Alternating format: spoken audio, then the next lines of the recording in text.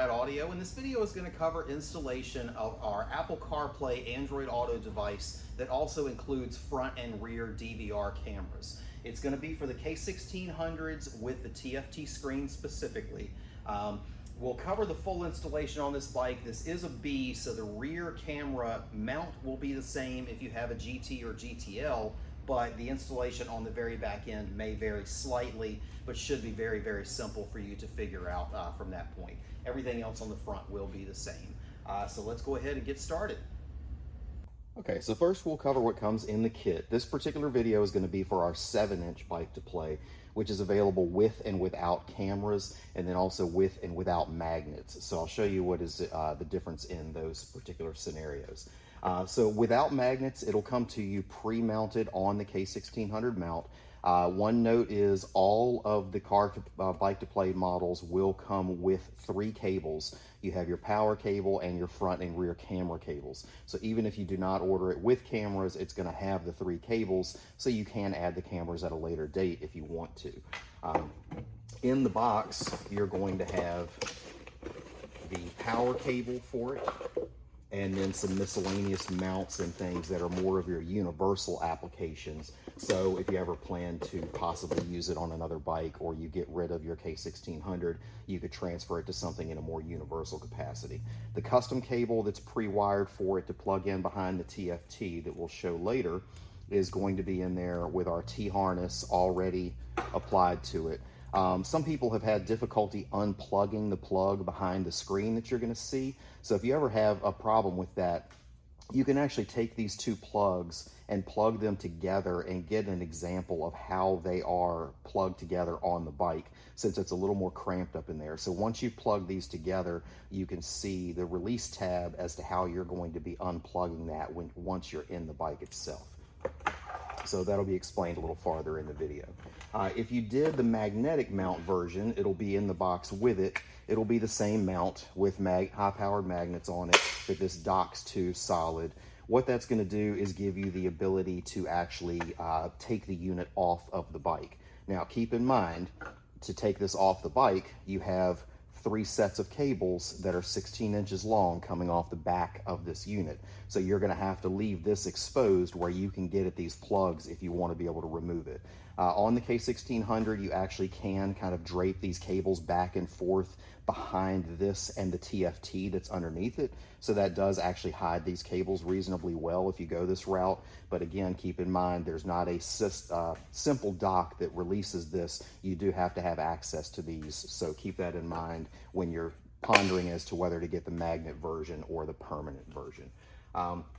Another note is, through this video, you're going to be seeing our 5-inch previous model. It is still available. All of videos were shot. They are done the same, so the installation is exactly the same. At the end of the video, we'll splice in some pictures of this on the bike, or actually a tutorial of kind of how to use this unit on the K1600. So you'll get a good visual as to what it looks like finished beyond what the 5-inch is shown during the video. On the 5-inch, you may also notice that it has a sun shield on it. That is something that was discontinued from these models because, frankly, the sun shield stuck out a little bit unless the sun was coming directly straight down on the unit to cast a shadow. The sun shield wasn't really doing anything, so it is something that they eliminated from this model. So if you chose to do the optional camera add-on, you're going to have a couple cameras, you'll have a couple cables, some sticky pads, some extra mounting pieces that you're not using in this case in case you ever break one or something, and some wire ties for running and hiding those cables. When it comes to mounts, what you're going to see in the video is for the K1600B in Grand America, you're going to have a license plate bracket that's already ready to go that goes at the base of the license plate, you'll see in the video, and you'll have the front camera on its universal mount that'll tuck up in the front end. What you will not see in the video is what we did develop for the GT and GTLs is a different camera mount that goes at the top of the license plate on the GT and GTL. So this will go behind the license plate, that'll mount on there, and then you have some adjustability up and down with these grooves to get that at the right height so that sits right above your license plate instead of below the license plate. So depending on which bike you put in the notes when you're making the order will vary as to which of these 2 mounts that you'll get. So that pretty much covers what comes in the kit. Again, we'll move on to the installation video. That should all be the same for this, even though you're seeing the 5-inch in that. And then at the end of the video, we'll splice in a little tutorial of how to use the unit. Certainly, if you have any questions, just shoot us a message online or give us a call or an email, and we'll be happy to answer any questions you have. Thanks. All right, so first things first, you'll want to turn the ignition on and go ahead and bring your windscreen up to give yourself some working room. You'll go ahead and pop this up and remove the 2 screws that are right here on the top of the screen.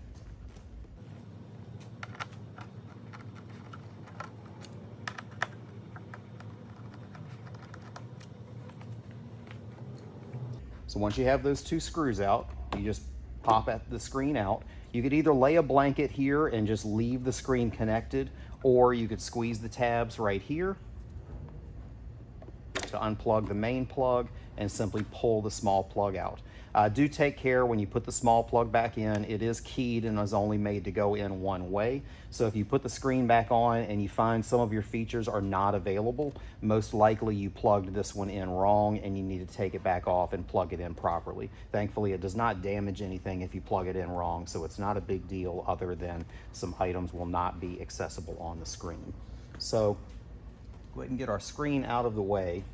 And the installation is going to be very simple. With our T-harness that's included, it's going to plug right in line with this plug right here. This plug is supplying 12 volts up to the cell phone charging port in here. The 5-volt adapter for the cell phone is built inside of this, so you're actually plugging it in before that 5-volt supply is switched over.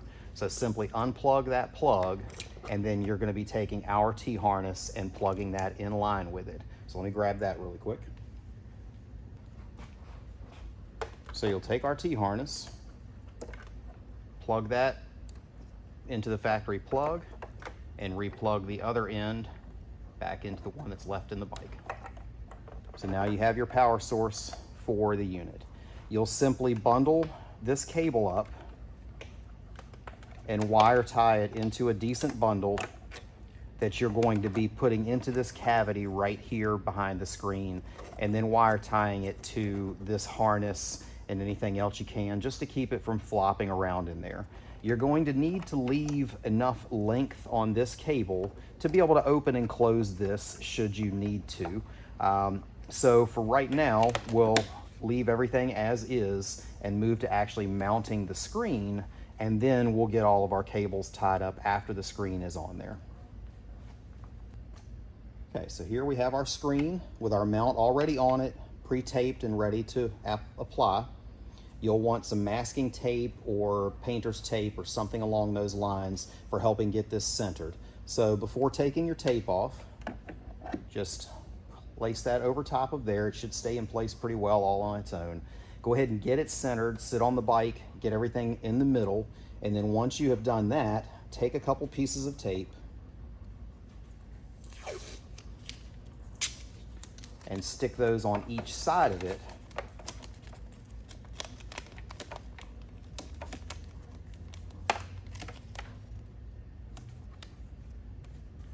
to get your center point.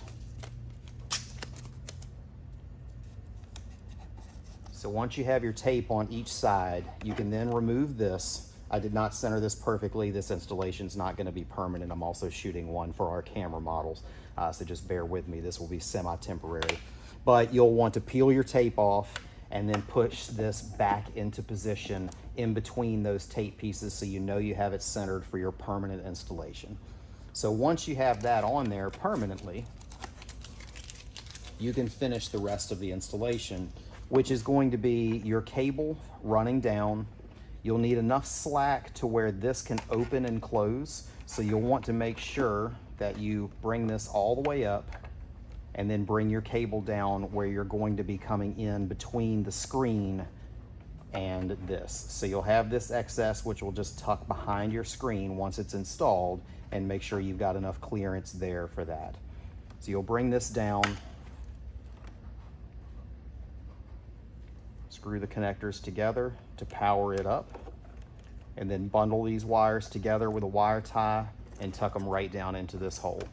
And that's basically it. Pop your screen back on and you're ready to go. We'll splice in a different video with this that shows how to use the unit and some different keys about it, but the installation really is that simple. Just stick it on there, pop the same thing in. When it comes to the Garmin is going to be identical. It's going to be on a mount that is basically exactly the same with the Garmin mount. It will have the same exact T-harness. The only thing is it will be missing this box because the conversion of power is being done inside of the Garmin. So there'll be a little bit less cable to contend with, but the installation is going to be exactly the same with leaving some slack in there so you can still open this up. You can still put your phone in there and charge if you'd like to, and it all works like it's made to. So if you have any questions, certainly just let us know. I'll go ahead and splice in a video showing the Apple CarPlay Android Auto in action. It will only be the Apple portion. I do not have an Android to be able to demo that portion, so I apologize for that.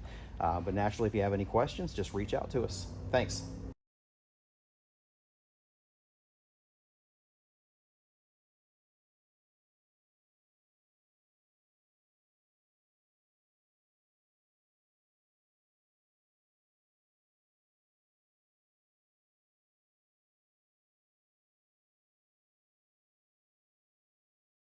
Hi, I'm Mike with Motorrad Audio. This video is going to cover the new 7-inch Bike2Play Apple CarPlay Android Auto interface that we offer for the newer BMW motorcycles.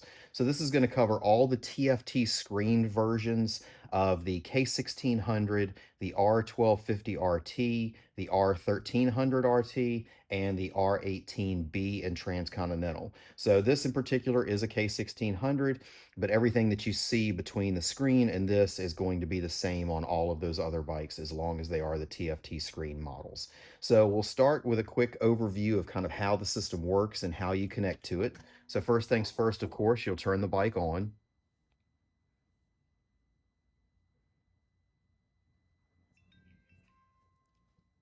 Once the unit is booted up, you'll have options for Apple CarPlay or Android Auto. So depending on what kind of phone you have, you'll choose your option there. So here we'll hit Apple. You'll see that it has an equipment name that you're going to use for connecting via Bluetooth. So I'm going to take another phone that I have here, go into Bluetooth settings, and look for the unit down at the bottom.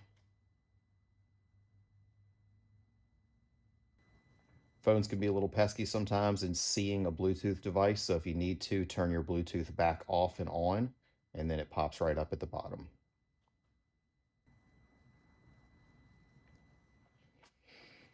Now that the Bluetooth is connected, you'll see a connect to CarPlay on your phone. Hit connect, and we are connected for CarPlay. So once you're in the CarPlay menu, this is going to look like every other CarPlay you probably have on other vehicles or anything like that. But if you don't have something like this in another vehicle, this is going to access any of the apps that happen to be on your phone that are map related, message related, music related, anything like that. You'll have a little home button here that you can hit that will take you to our home screen or back to the cameras that we'll show here in a second. If you want, you can move this out of the way if it happens to be in the way when you're in an app or something like that. Otherwise, it'll just be in the middle of the screen. So you do have some settings that are relevant when it comes to CarPlay. So the settings themselves, these are something that is actually embedded in the phone that you access from here. So one thing I would definitely suggest doing is underneath your, let's see here.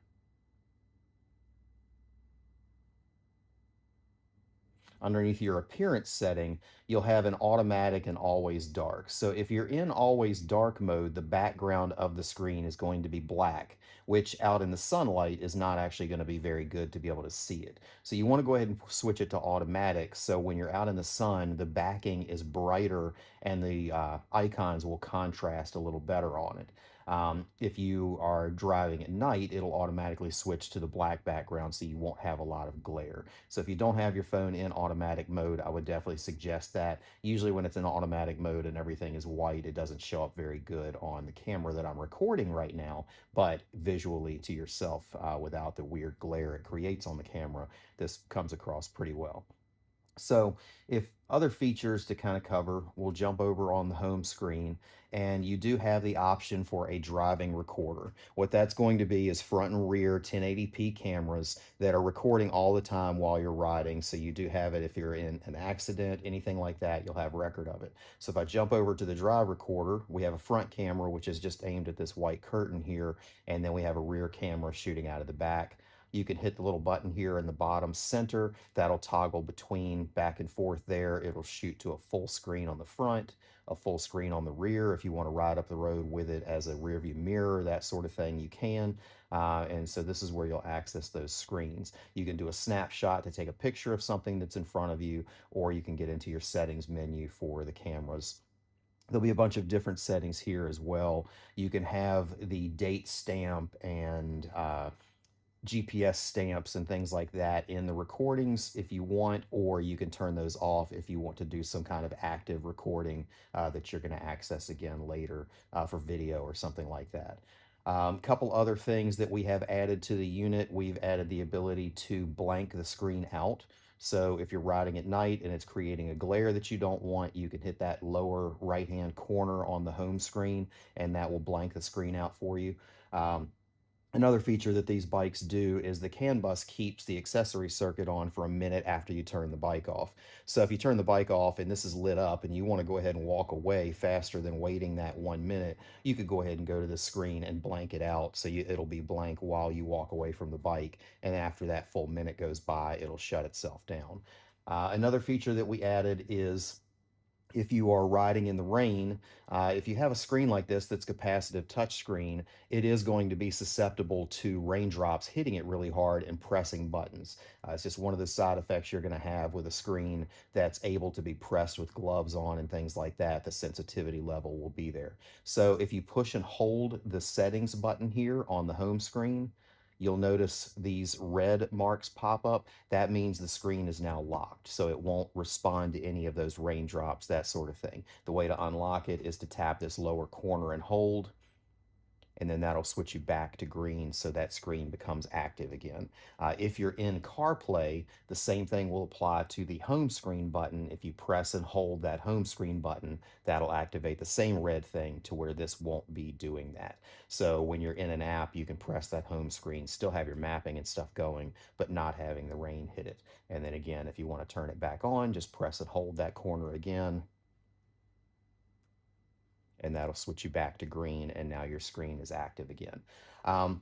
When you're connected to the CarPlay, you'll have full access to your music library and things like that from Apple or any other music apps, but you will still be using the audio on the bike through your helmet or whatever the case may be. So you'll access your media menu. I don't have this phone connected to the bike at the moment because I'm using a spare phone, but you'll be able to access your music and everything as normal from here and control it via the Wonder Wheel, which will also be showing up on here. So if you're playing music here, it will also show there and be controlled via the Wonder Wheel. You will not have any Wonder Wheel control of this unit itself via navigation or any of the apps. That's not something that BMW equipped these models of bikes to do. So there's really no way for that interface to be done by any units that are available.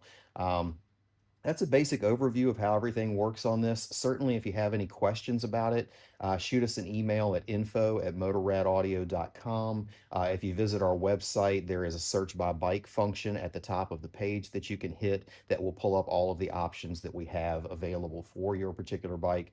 This is going to be available with and without the cameras. If you get the model without the cameras, you can add the cameras later. So it is something that you can add on after the fact if you choose to, but it'll be available with both options on the website.